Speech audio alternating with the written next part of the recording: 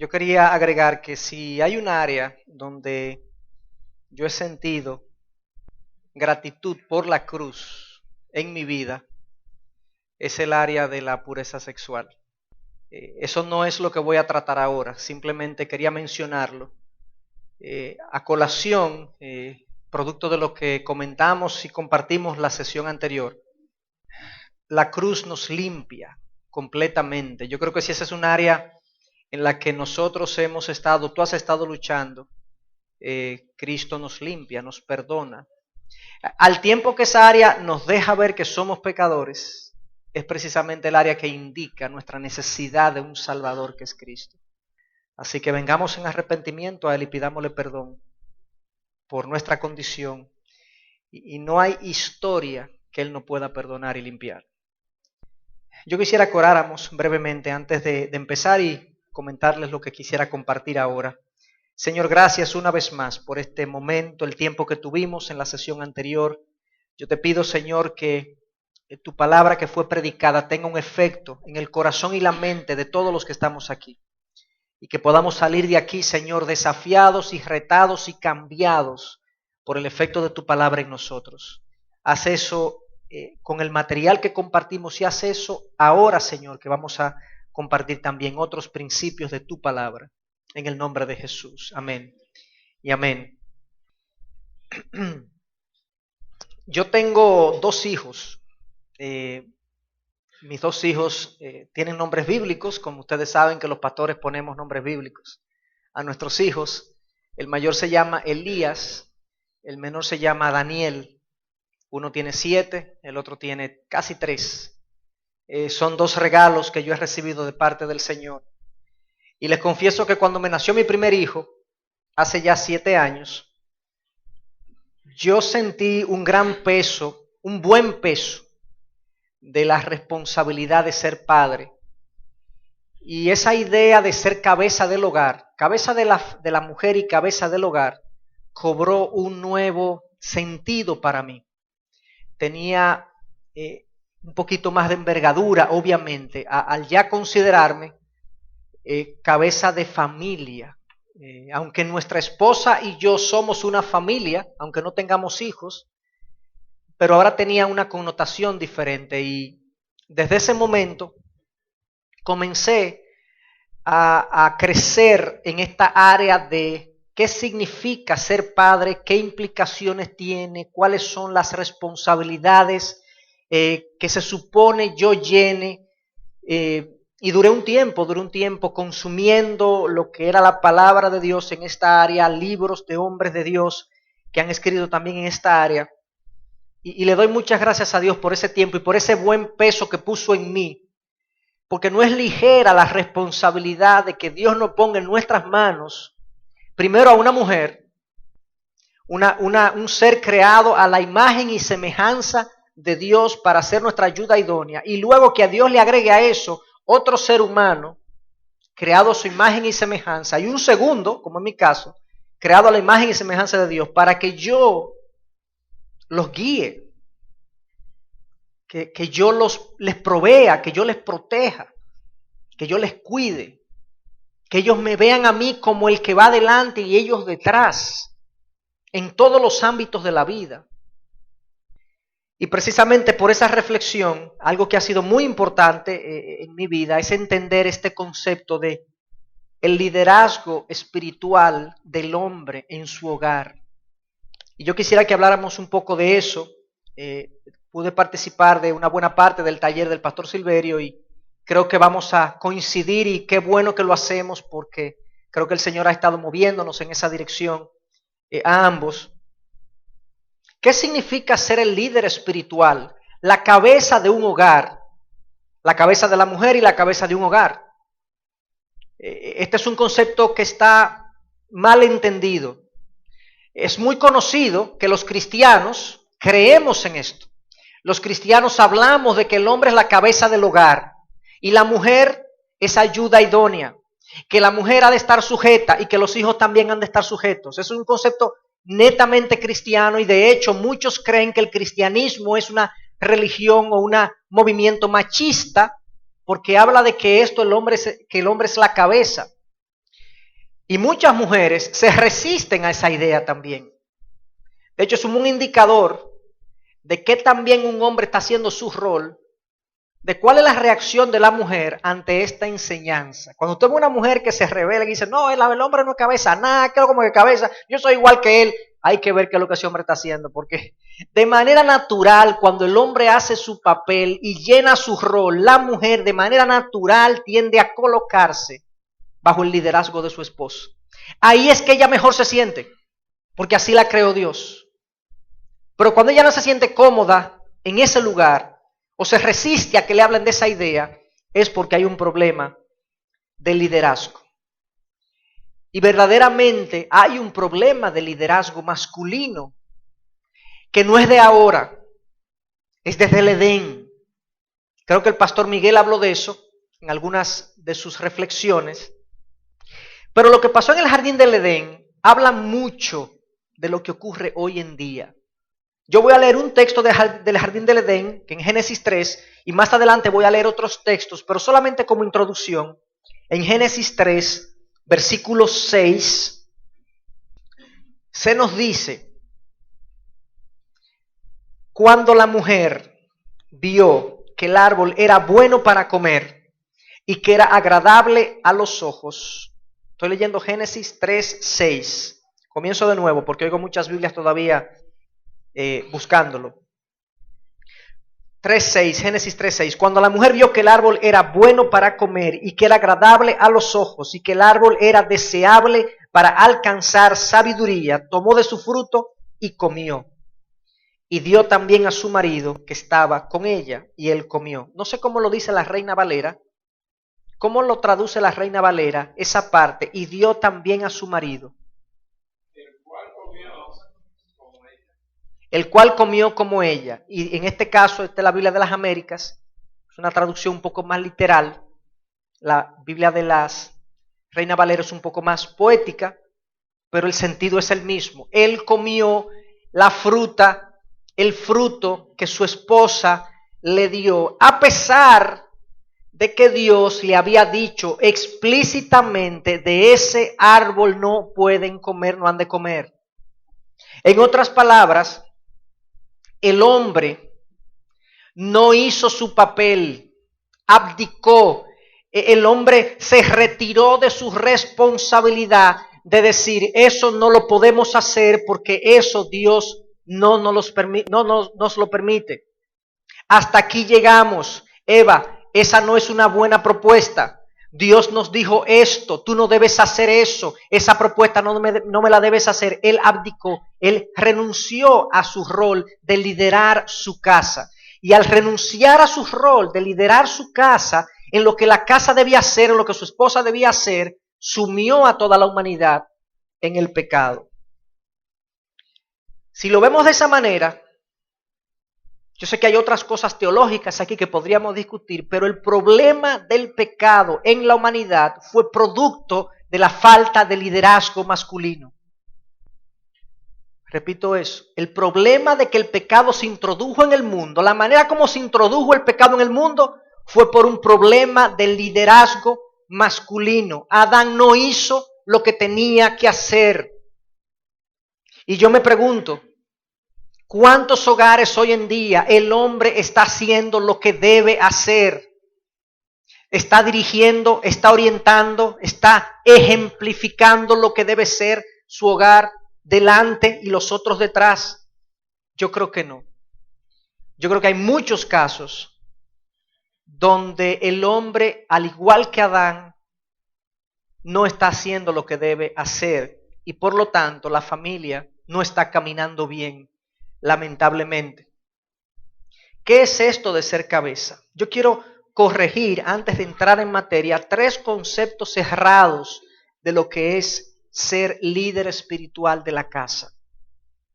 El primer concepto errado es que muchos piensan que ser líder espiritual es que el hombre venga a la iglesia y traiga a la familia. Eso es ser líder espiritual. Que el hombre promueva que la familia sea parte de una iglesia. Y eso es bueno, pero no es suficiente. Si ese hombre no acompaña ese traer la familia a la iglesia con una vida de integridad y de devoción en lo privado, eso de hecho puede hacerle más daño a la familia que no traerla. Porque está creando en los hijos una sensación de hipocresía, que este hombre dice una cosa en la iglesia y es otra cosa en la casa. Entonces, traer la familia a la iglesia no es liderazgo espiritual, aunque es parte de, pero no es suficiente. Número 2, otro error es que ser líder de la casa, el cabeza del hogar, es llevar la comida, producir. El hombre que produce, que trae lo que la casa necesita, lo que ellos comen, lo que ellos se ponen, el techo que tienen, pero cuando llega a la casa se sienta y está emocionalmente ausente de esa casa. Porque ya eso de los muchachos y esa cuestión, eso es responsabilidad de la mujer, porque yo lo que hago aquí es traer la comida. Yo lo que hago aquí es traer el dinero que se necesita. Y él no se involucra en el resto de la dinámica del hogar. Entonces, eso no es ser cabeza del hogar tampoco, traer la provisión del hogar. Y otro grave error es que muchos pensamos en esto de ser cabeza del hogar, es que un hombre cristiano piensa, o una mujer cristiana también piensa, que sus hijos, porque son hijos de ellos, van a ser cristianos y van a poner su fe en el Señor. Y tristemente muchas parejas cristianas ven cuando sus hijos crecen cómo sus hijos se alejan de la fe, porque no fueron liderados verdaderamente por una mujer y un hombre de Dios, y yo le diría por un hombre de Dios. Entonces estos tres errores son muy comunes. A veces pensamos que es llevar los muchachos a la casa y bendecir cada comida. A veces pensamos que es cabeza del hogar es llevar la comida a la casa. Y a veces pensamos que por el hecho de que somos cristianos ellos van a heredar nuestra fe. Eso es un error, pensar de esa manera. Y es un error que ojalá no nos demos cuenta con la experiencia de ver nuestros hijos apartarse de la fe.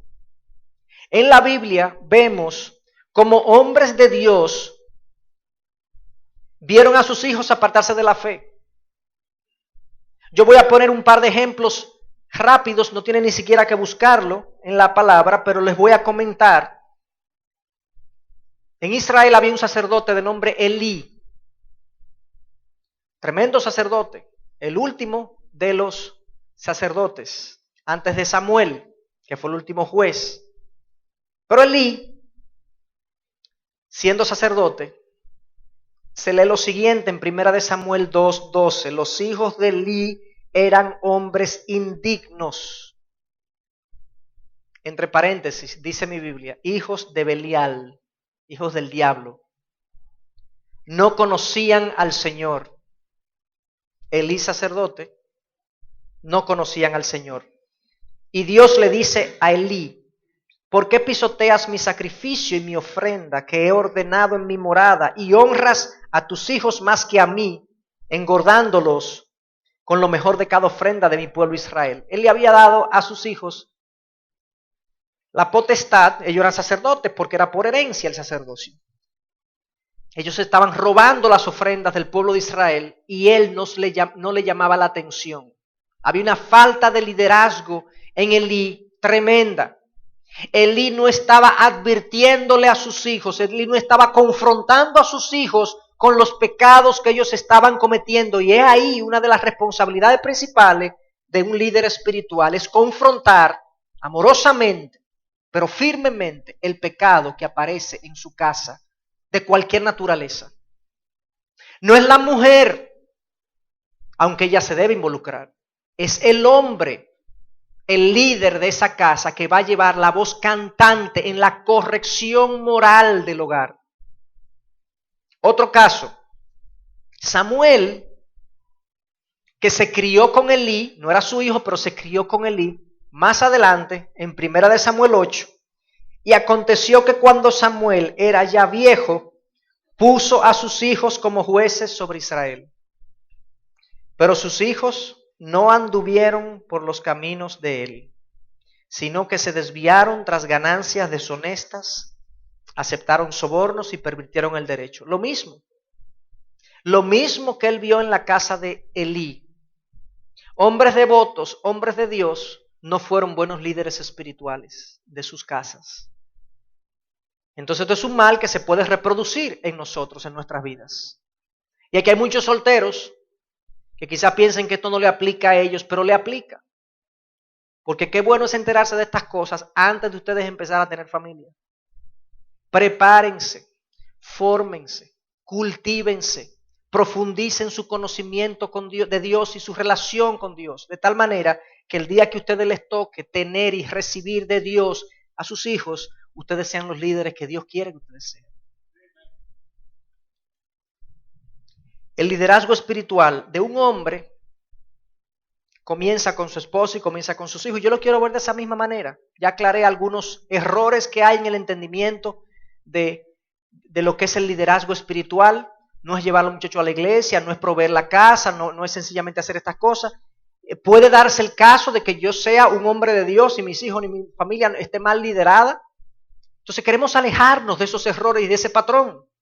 Queremos tener cuál es el patrón bíblico, cómo yo lidero a mi esposa, cómo yo lidero a mis hijos en el camino del Señor, cómo yo ejerzo este rol que me lo han dado, aunque yo no lo quiera ni lo ejerza, es mío, y me van a pedir cuenta por eso del líder espiritual de mi hogar. El hombre es el líder espiritual de su hogar. Y ojo, cuando uno habla de un líder es alguien a quien le sigue alguien. O sea, yo no puedo ser un líder si nadie me sigue. Pero para que a mí me sigan y a ti te sigan camino, yo no puedo llevar a mi familia más allá de donde yo mismo he ido espiritualmente. Si yo soy el líder espiritual de mi casa, yo tengo que ser el que lleva la delantera. Tristemente, y esto es una nota, un paréntesis, en muchos hogares, yo diría en la mayoría de los hogares cristianos incluso, la de mayor crecimiento espiritual es la mujer, no el hombre. Pero comencemos preguntándonos, ¿cómo yo puedo liderar a mi esposa, que es lo primero que recibo de Dios? ¿Cómo la puedo liderar bíblicamente? ¿Cómo puedo ser cabeza? Como Cristo es cabeza de la iglesia, ¿cómo puedo yo ser cabeza para ella en mi hogar? Y el mejor pasaje que hay en la Escritura, desde mi punto de vista, para ver esto, es Efesios 5, versículo 24, donde nos dice, pero así como la iglesia está sujeta a Cristo, así también las mujeres deben estarlo a sus maridos en todo. Maridos, amad a vuestras mujeres, así como Cristo amó la iglesia y se dio a sí mismo por ella, para santificarla, habiéndola purificado por el lavamiento del agua con la palabra, a fin de presentársela a sí mismo, una iglesia en toda su gloria, sin que tenga mancha ni arruga ni cosa semejante, sino que fuera santa e inmaculada. Ese versículo de 5:24 Efesios nos dice claramente que nosotros somos cabeza de nuestras mujeres. Algunos entienden que eso es un cheque en blanco. Bueno, pues tú eres el jefe de tu casa. En tu casa se debe hacer lo que tú digas. Y hay personas y hay hombres que reclaman que hay que hacer lo que ellos dicen porque ellos son el hombre de la casa. Ellos entienden que la autoridad está en el género y no en el carácter. Y la autoridad no está en el género, está en el carácter. Ahora, la mujer se debe someter aunque su esposo no tenga el carácter. Pero yo debo guiar mi casa no con mis imposiciones, sino con mi ejemplo de carácter. Esta distorsión de que el hombre es cabeza y por tanto jefe ha llevado a muchos a hablar mal del cristianismo. Porque cuando ven lo que está pasando en un hogar cristiano, lo más común es encontrar a un hombre mandón y a una mujer temerosa. A un hombre mandón y pasivo y una mujer que le teme a su esposo. ¿Cuántas veces yo he oído mamás que se está acercando la hora en la que el papá llega a la casa Mis hijos, recojan, que ahí viene su papá.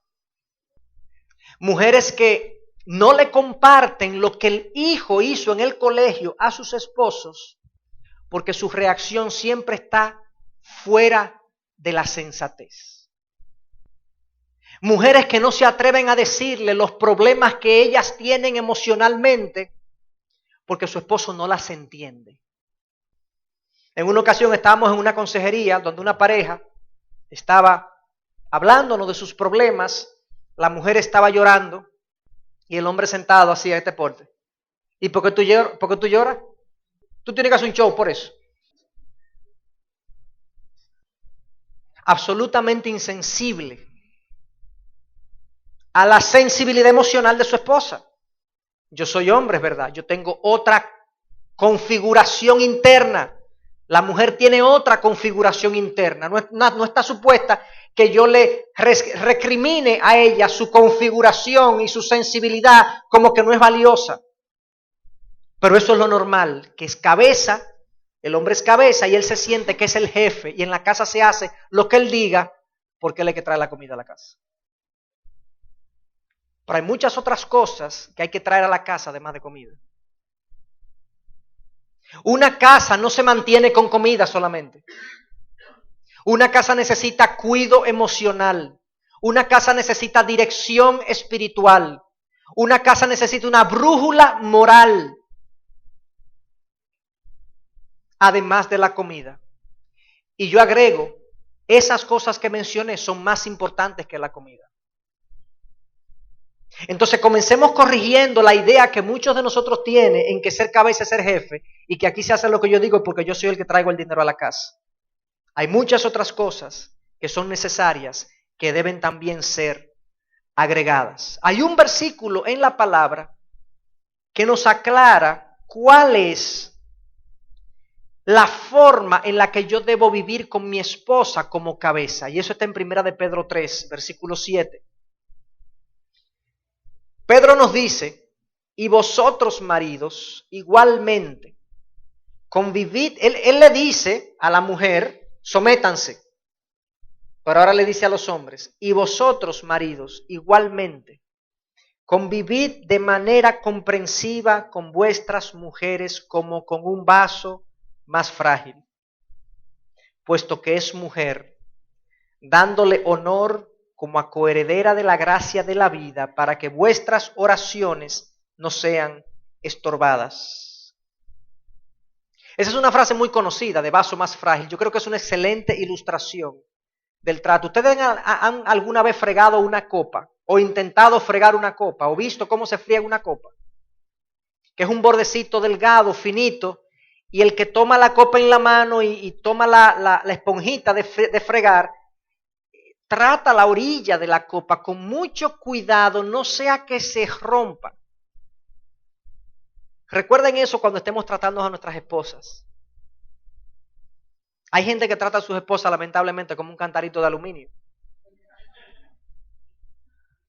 Muy diferente al concepto de copa, de vaso más frágil. Tengo que poner atención cuando la estoy manipulando. En el buen sentido. Cuando estoy, como decimos nosotros, bregando con mi esposa, hablando con ella, tratando una situación difícil, o escuchando sus emociones, escuchando sus necesidades, compartiendo mi sentir, lo que sea, tengo que lidiar con ella como un vaso frágil.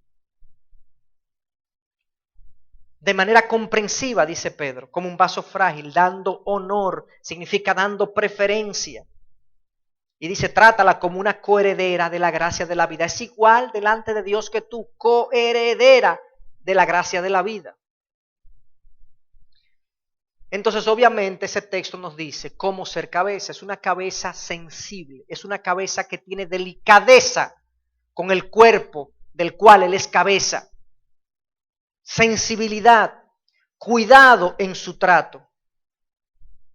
Entonces, habiendo hecho esa corrección en la forma, ¿cuál es la manera, según Efesios 5, en que yo debo tratar a mi esposa? Yo le hablé algo de lo que Pedro dice, pero como soy cabeza, se nos dice, como Cristo fue cabeza, así sean ustedes. como Cristo fue cabeza, así seanlo ustedes. ¿Y cómo Cristo fue cabeza? ¿Cómo Cristo fue cabeza? Nos lo dice el versículo 25. Literalmente nos dice, maridos, amad a vuestras mujeres, así como Cristo amó la iglesia y se dio a sí mismo por ella. ¿Tú quieres ser cabeza como Cristo fue cabeza? Tu amor por tu mujer, tu amor por tu esposa tiene que ser visiblemente sacrificado. Ella tiene que percatarse que tú estás dispuesto a sacrificarte por ella. Aún tus gustos, aún tus preferencias, aún tus hobbies en algunas ocasiones, que ella sienta que tú le prefieres. Aún tu espacio con tus amigos los fines de semana. Si tu esposa necesita de ti, tú le prefieres, tú haces un sacrificio por ella, como Cristo se dio a sí mismo por ella.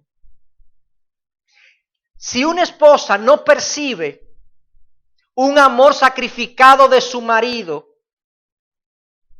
eso produce vacíos e insatisfacción. Y cuando hay vacíos e insatisfacción, ¿usted sabe qué viene? ¿Qué es lo próximo? Queja y refunfuñe. Queja y refunfuñe. Y Proverbios dice que no hay nada peor en la vida que una mujer rencillosa. Nada peor. Pero no es porque ellas tienen problemas, no es porque ellas son deficientes, es porque no se sienten plenas con su marido. Su marido no le ha mostrado sacrificio, no le ha mostrado preferencia. Se siente ella que está en un segundo plano. No solamente en el tiempo y en los recursos que él emplea, sino también a veces con su trato. Él es más hostil con ella que con otras mujeres. Él es más hostil con ella que con otra gente. El hombre es una dama afuera y es un ogro adentro. Y esa falta de preferencia y de sacrificio, ella lo percibe y le hiere. Y esa herida se manifiesta en el trato día a día. Y por eso es que van a consejería entonces los esposos y dicen, bueno, pastor, el matrimonio tiene problemas. No, el matrimonio no tiene problemas. Quien tiene problema es el individuo o la mujer.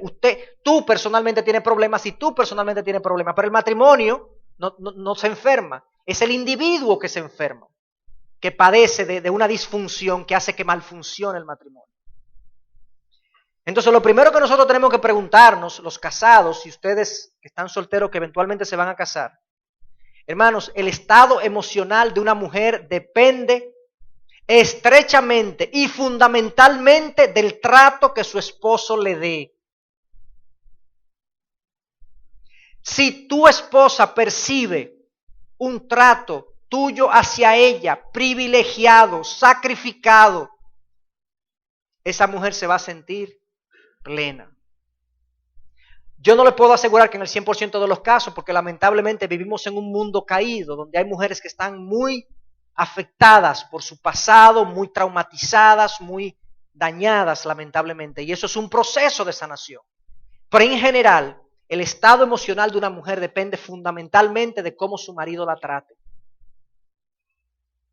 Así Cristo se entregó por ella, así debemos nosotros ser cabeza.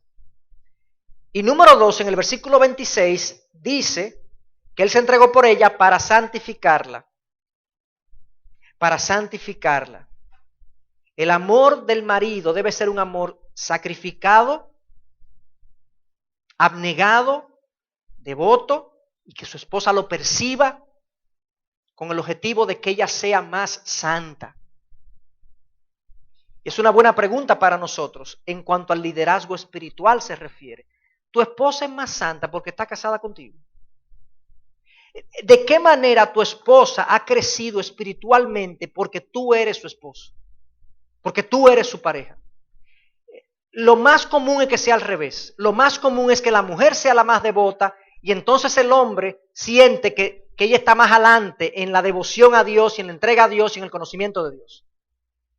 Pero Cristo amó la iglesia sacrificadamente para santificarla de la misma forma que nosotros debemos hacerlo. Hermanos, cuando nosotros vivimos de una manera sacrificada con nuestras esposas, con el objetivo de santificarlas a ellas, con el objetivo de que ellas crezcan a la imagen de Cristo, no con el objetivo de desquitarme lo malo que ella me hace constantemente y hacerla sentir tan mal como ella me hizo sentir a mí ayer o antes de ayer, sino que yo vivo para que ella sea más santa. Eso le va a dar a ella un sentido de plenitud que va a traer, es como un bálsamo al matrimonio. Y no solamente un bálsamo al matrimonio, yo voy a comenzar a ser cabeza de mi hogar. Yo voy a inspirar a mi esposa a seguirme y no a obligar a mi esposa a seguirme. Es como un pastor. Como ustedes saben, los pastores de ovejas no arrean ovejas. Ellos van delante pitando o cantando y las ovejas escuchan y les siguen. ¿Ustedes saben por qué?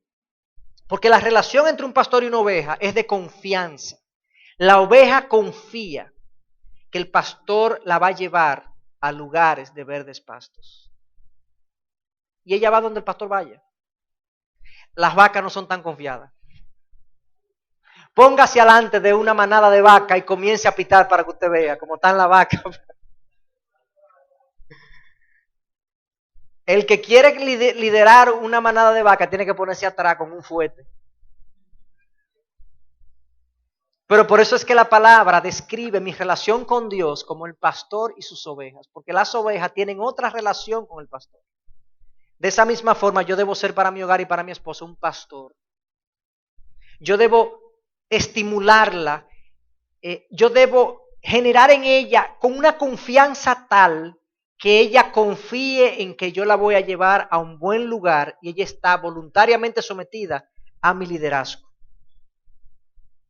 Entonces yo me pregunto, habiendo visto eso y pensado en eso, ¿cómo podemos nosotros pedirle a nuestras esposas que se sometan a nosotros? Yo soy la cabeza de esta casa, usted tiene que someterse a mí, cuando nosotros no la hemos primero amado a ellas como tenemos que amarlas. Si yo soy el líder, yo debo dar el primer paso. ¿Cómo exijo sujeción si no he dado el amor que Efesios 5:25 me dice? Un amor sacrificado. ¿Qué no daría una mujer de ser amada de esa manera? ¿Qué no daría? Se sometería voluntariamente. ¿Cómo se van ellas a someter a nosotros si ellas no nos ven a nosotros buscando la dirección de Dios? Ellas no confían en nuestros criterios. Porque nuestros criterios muchas veces son mucho menos espirituales que la de ellos, que la de ellas. Ellas oran más y leen más y buscan más al Señor que lo que nosotros usualmente lo hacemos. Entonces no confían en que mi criterio fue el mejor. ¿Cómo vamos a contribuir con su santificación si son ellas las que van delante? Esto es un llamado, obviamente, a nosotros, como decíamos en el taller, a nosotros cultivarnos, a nosotros vernos nosotros mismos y hacer una introspección y pedirle al Señor que nos ayude a crecer. Como yo decía al principio, yo no puedo llevar a mi casa, mi esposo y mis hijos más allá de donde yo mismo he llegado. Pero estamos como un poquito atrasados. Mi esposa está en cuarto de bachillerato y yo estoy en tercero muchas veces, de primaria. Entonces, ¿qué hago? ¿Cómo llego? Yo comenzaría con una buena conversación pidiéndole perdón por no haberla liderado como yo he debido liderarla. Yo te pido perdón porque yo me he dado cuenta que yo no he sido el líder espiritual que tú necesitas y que tú esperas. Dame tiempo, sé mi ayuda idónea, señálame mis errores y yo le pido al Señor que me dé humildad para reconocerlos y crecer. Pero tenemos que comenzar por ahí. Porque a menos que no llenemos esa brecha con gracia, de que ella tenga gracia con nosotros, porque en el interín, ellas están más desarrolladas que nosotros espiritualmente, en algunas ocasiones. Pidamos perdón por eso. En conclusión, hermanos, para yo liderar a mi esposa de una manera efectiva, yo tengo que poner atención a que mi amor sea sacrificial por ella y un amor que contribuya con su santificación. Eso tiene múltiples aplicaciones, pero lamentablemente no tenemos el tiempo de entrar en todos los detalles. El otro grupo de la familia, y aquí voy a ser más breve, es el grupo de los hijos. ¿Cómo yo lidero a mis hijos? Bueno, lo primero es, hermanos, que un buen líder de su hogar comienza trabajando con su esposa en un sentido. La mejor base para ser un buen líder para los hijos es un buen trato hacia la esposa. Un buen matrimonio es el mejor fundamento de una crianza buena.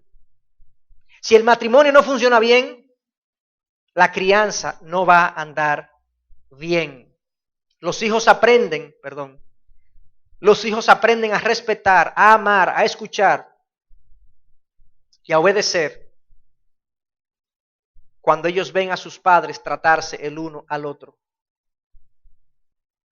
Cuando no lo ven, lamentablemente ellos se confunden, se airan, se irritan, se rebelan contra ese mal matrimonio que está funcionando. Miren cómo Deuteronomio dice que Dios trata el pecado de los padres. Cuando un matrimonio no funciona bien, cuando lo que hay es rencilla y discusión y celo y competencia en la pareja,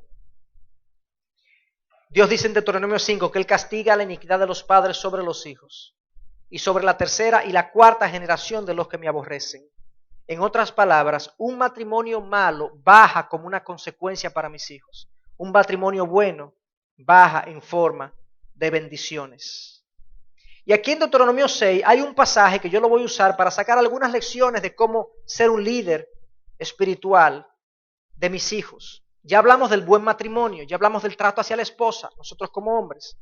Si hubiera un grupo de mujeres aquí, le hablará a ellas también, pero no nos toca hablarle a ellas hoy. Deuteronomio 6 nos habla brevemente de cómo yo puedo lidiar con mis hijos y cómo ser líder espiritual para ellos. Y dice en el versículo 6, y estas palabras que yo te mando hoy estarán sobre tu corazón, y diligentemente las enseñarás a tus hijos, y hablarás de ellas cuando te sientes en tu casa y cuando andes por el camino, cuando te acuestes y cuando te levantes. Y las atarás como una señal en tu mano y serán insignia entre tus ojos, y las escribirás en los postes de tu casa y en tus puertas. Este pasaje se le dio al pueblo de Israel después de recibir la ley. Ellos recibieron la ley y luego Dios le dice esto a los padres. Ustedes padres, enséñenle esto a sus hijos. Y hay algunos principios que tenemos que sacar de aquí. Primero, tú no vas a enseñar nada que tú no conozcas. Si yo voy a enseñarle la palabra de Dios y voy a ser un líder espiritual para mis hijos, yo tengo que conocer la palabra de Dios. Yo tengo que exponerme a la palabra de Dios. Yo tengo que consumir la palabra de Dios. Tengo que leerla. Pero fíjense lo que dice. Y estas cosas estarán en tu corazón. Estos principios que tú le vas a pasar a tus hijos y yo le voy a pasar a mis hijos, tienen que ser principios de tu vida. Ustedes han visto el padre que está fumando y le dice al hijo, no fumes tú, que ya yo estoy listo, pero tú no. ¿Qué es eso? Imagínense ustedes cómo un hijo va a decir, no, yo no voy a fumar porque papá me dijo que no fumara, pero él es un murciélago. Yo no puedo bajar y enseñar ningún principio que yo no lo haga mío. Yo no puedo esperar que mi hijo pida perdón cuando comete una travesura o peca contra mí como padre, cuando yo cometo un pecado contra él como padre y no le pido perdón. En más de una ocasión, yo he disciplinado a mi hijo, a mis hijos, a mi hijo mayor más bien. El chiquito todavía está como que él no sabe ni siquiera quién es, pero... Y yo he sentido que he sido desproporcionado en la disciplina, como que no, que se me pasó la mano. No con golpes y eso, pero quizás el castigo que le puse o lo que le quité. Y yo he ido y le he dicho, Elías, perdóname. Perdóname porque cuando sucedió lo que pasó, reaccioné como en el momento y después de pensarlo, te voy a poner una disciplina, pero no va a ser, y perdóname. Claro, cuando él cometa un error, ¿qué va a hacer él? Papi, perdóname. Papi, perdóname. Porque cuando yo cometí el mío, yo le dije a mi hijo, perdóname. Lo mismo que con las esposas también. A veces queremos que la esposa reconozca su error y nosotros nunca pedimos perdón. En vez de pedir perdón, le llevamos un regalo, le mandamos un regalo de flor, un ramo de flores, la sacamos a cenar. Esa es mi manera de pedir perdón. No, eso es una manera orgullosa de pedir perdón, pero no es una pérdida de perdón. Estos principios estarán en tu corazón, dice la palabra. Estas palabras que yo te mando hoy estarán en tu corazón. Tienen que ser cosas que nosotros vivimos, las que le vamos a pasar. Número 3. Y diligentemente las enseñarás a tus hijos. No hay tiempo que perder. Tenemos que estar con nuestros hijos diligentemente, enseñándoles los principios de vida que nosotros creemos y que ellos deben abrazar, con diligencia, con prontitud. Hay algunos psicólogos que hablan de que hay una edad específica en la cual fijar los principios del carácter del niño. Yo no sé exactamente si eso es así, tan matemático como dicen algunos psicólogos, pero yo sí le creo a la palabra de Dios que dice que necesitamos diligencia en enseñarle a nuestros hijos los principios de vida que ellos deben seguir. Y hablarás de ellas cuando te sientes y cuando te levantes. Perdón, cuando te sientes en tu casa y cuando andes por el camino. En otras palabras, en todo lugar. Porque tú nada más puedes estar, o estás en tu casa o estás en el camino. En todo lugar. Cuando te acuestes y cuando te levantes. En todo momento. Porque tú estás acostado o estás levantado. Entonces lo que Dios está diciendo aquí es que tú le vas a enseñar a tus hijos los principios que tú has abrazado. Con diligencia, con prontitud. En todo lugar, en todo tiempo. Esto, señores, esto requiere una intensidad de mente, una intensidad, una intención. Andamos con nuestros hijos, pero andamos viendo lo que ellos hablan, lo que ellos piensan, cómo ellos razonan, corrigiéndolos, orientándolos, dándoles principios, tratando de que ellos crezcan en sabiduría. Esto requiere intensidad de nuestra parte. Y eso implica, obviamente, si yo lo voy a hacer en todo lugar y en todo momento, presencia. Yo no puedo cumplir ese verso de en todo lugar y en todo momento si no estoy con ellos. Presencia, hermanos, presencia de los padres. Eso de que lo bueno es la calidad y no la cantidad, no. No hay calidad si no hay cantidad. Hay que pasar buen tiempo y mucho tiempo con nuestros hijos. Aquí siempre digo que yo puedo y ustedes pueden pagar porque le cuiden a sus hijos, pero no para que se los críen. ¿Ustedes saben la diferencia entre cuidar a un hijo y criar a un hijo? El que lo cuida es para que no se dé un golpe. ¿Ustedes me entienden? Que coma. Pero criar es sembrar un legado. A nosotros nos dieron nuestros hijos. Dios nos puso los hijos en las manos, no para que los cuidemos, es para que los criemos. Nosotros no podemos esperar que otra persona los críe porque nadie los puede criar que no seamos nosotros. A nosotros nos cuidan los hijos, pero no los crían. Ni la iglesia, ni el colegio, ni los abuelos son los responsables de criar a nuestros hijos. Somos nosotros los padres. Asumamos esta responsabilidad con diligencia. Hermanos, cuando yo estoy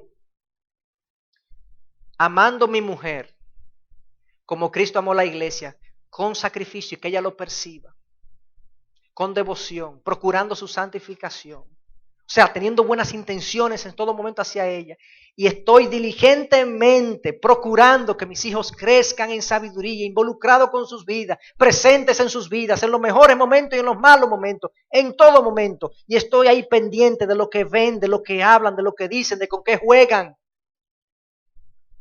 Yo estoy haciendo mi rol. Y Dios me aplaude. Y Dios me bendice.